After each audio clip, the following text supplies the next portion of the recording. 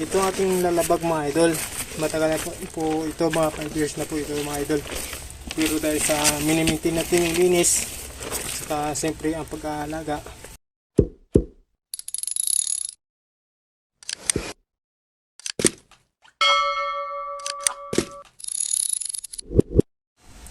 Good evening mga idol. Maglilinis muna tayo ng ating lalabag mga idol. 2020 21, 22, 23, 24, 25. Bali yan ito idol, 5 years na po ang lalabag natin na ito mga idol. Ang payo ko lang sa mga may mga lalabag,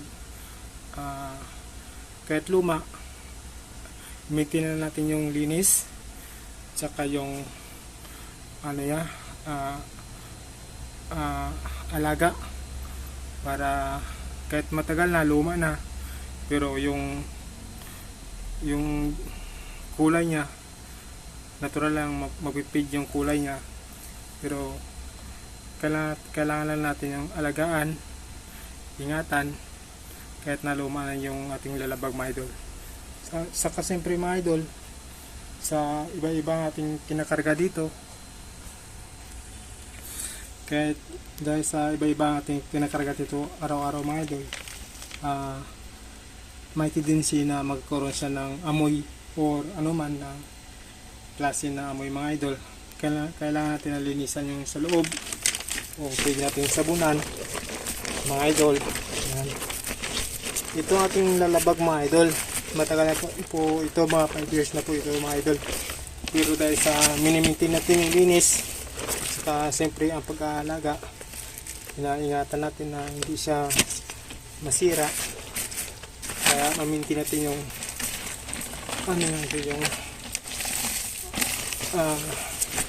yung linis, saka yung tibay mga idol. At siyempre idol, kailangan natin ng i-brush yung sa labas na idol, para yung mga minsan yung mga alikabok o ano man dyan ay mawala mga idol.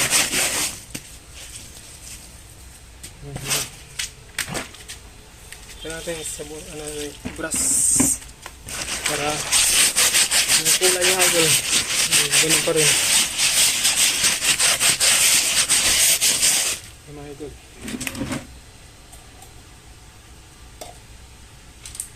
Kailangan natin i-maintain idol yung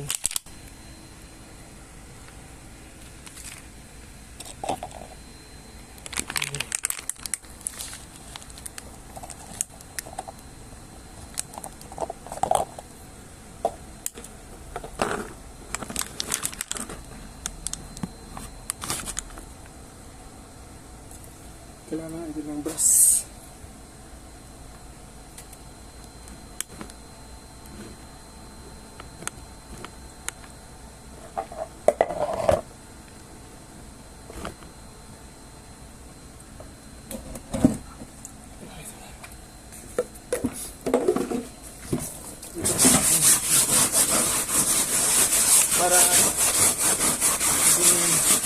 Para maging bago pa rin siya idol.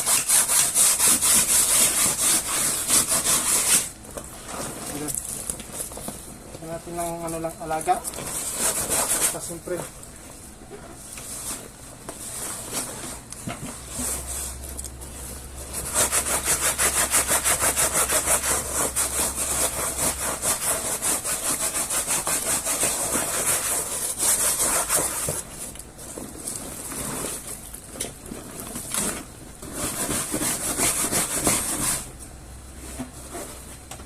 matagal na taong nalabag na tayo, mga almost 5 years na ito idol. Dahil sa ingatan na ito na idol, kaya na-maintain natin yung linis, saka yung kulay.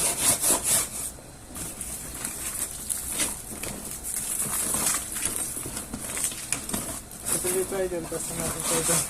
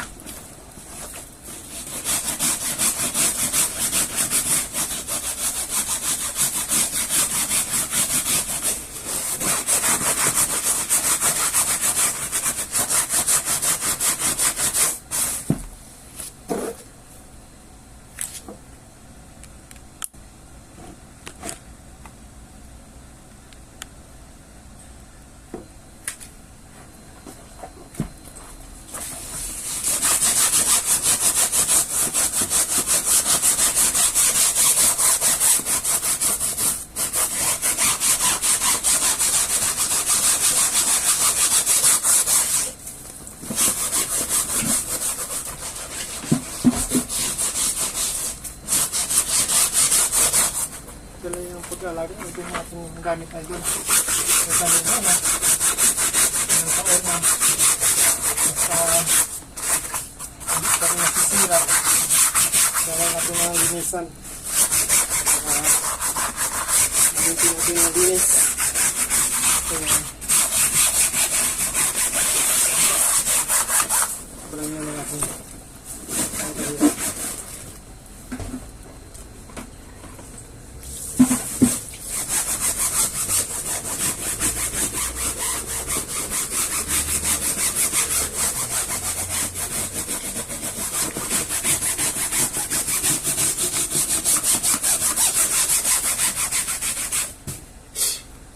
mayroon isa ako minsan nakikita mga idol yung lalabag durog na tapos parang wala talaga sira talaga idol.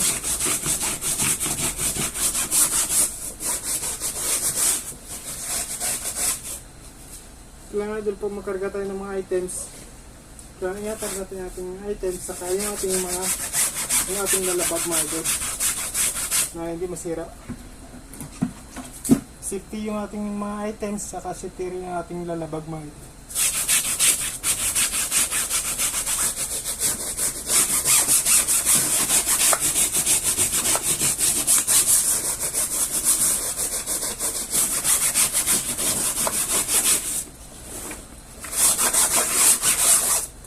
Yan ang mga isang paraan mga idol para maintain natin yung linis saka yung ano ng ating yung ating gamit. Idol, malinis na po yan idol, pati sa yan loob yung makita natin sa loob mga idol yan, grabe na linis talaga.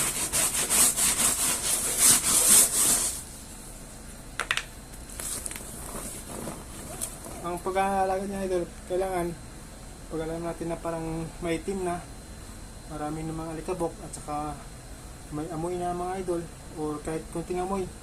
Basta alam natin na parang hindi maganda, ilinisan natin idol para maging ano din, maganda rin sa tingin natin na malinis ang ating lalabag mga idol.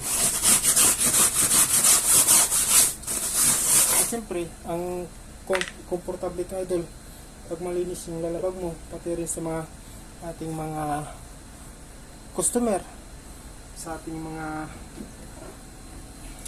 nagbubuking sa ating mga idol, para satisfied din sila na ang lalabag na nilagyan ng kanilang mga gamit o mga pagkain ay malinis at saka maganda sa feeling mga idol pag malinis ang yung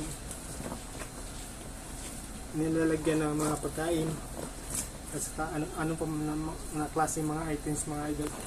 Ayun po idol, salamat po sa lahat ng nanonood sa aking videos, mga patuloy na suporta.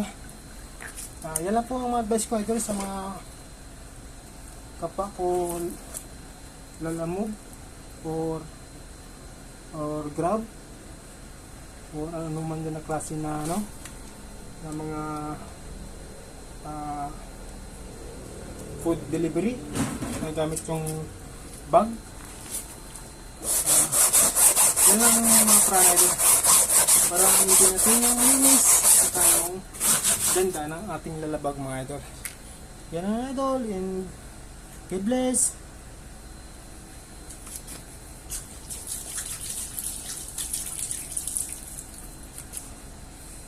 Siyempre natin, balawan natin ito idol.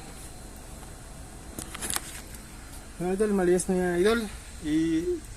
Balawan na natin yan idol para maging lalong lalabas yung tunay na kulay saka yung linis at saka yung siyempre yung walang amoy mga idol.